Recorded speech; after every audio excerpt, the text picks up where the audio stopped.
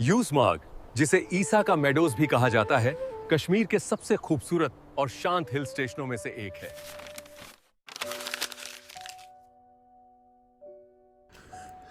Riyasa Yusmar Kezban.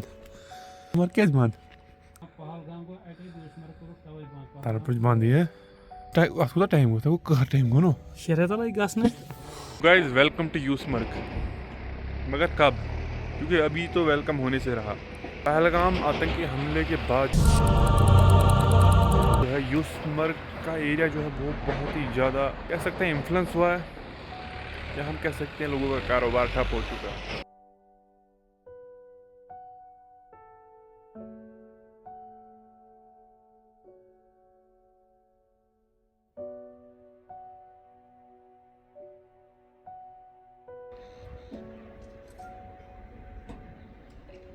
Pahalgam attack के बाद 48 authorised resorts जो है कश्मीर के वो बंद किए गए as a precaution.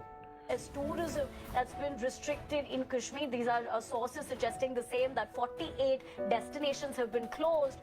Sources also indicating that destinations have been closed temporarily. अप्रैल के उस आतंकी हमले के बाद गवर्नमेंट ने जो है लगभग 30 से ज़्यादा प्लेसेस जो है कश्मीर में टूरिस्ट स्पॉट जो है उनको सेंसिटिव डिक्लेयर किया. सेंसिटिव यानी वहाँ खतरा हो सकता था कि हाँ अटैक हो सकता है, यहाँ वहाँ कोई सिक्योरिटी और बढ़ाने की ज़रूरत थी. ऐसी जगहों पे गुरेज, यूसमार्ग, दत्तबस्तरी और ऐसी जगहों को भी जो है मार्क किया गया था सेंसिटिव.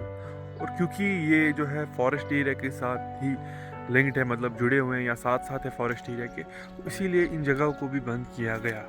बट फिर बंद करने के बाद होता क्या? अब अगर बात करें यूसमर्ग जैसे इलाके की, तो इस इलाके के बहुत सारे एंट्री पॉइंट्स हैं, ठीक है. एग्जिट और एंट्री पॉइंट्स के बहुत ज़्यादा है.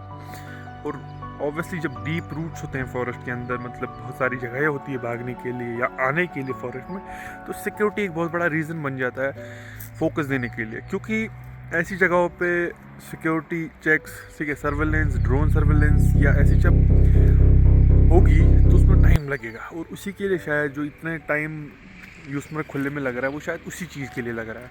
ताकि गवर्नमेंट चाहती नहीं है कि दूसरी कैजुअलिटी हो, या अगर अटैक खुदा ना खास्ता फ्यूचर या कभी कुछ हो जाता है तो इवैक्यूएशन के लिए भी कोई फैसिलिटीज़ होनी चाहिए ऐसी जगहों पे.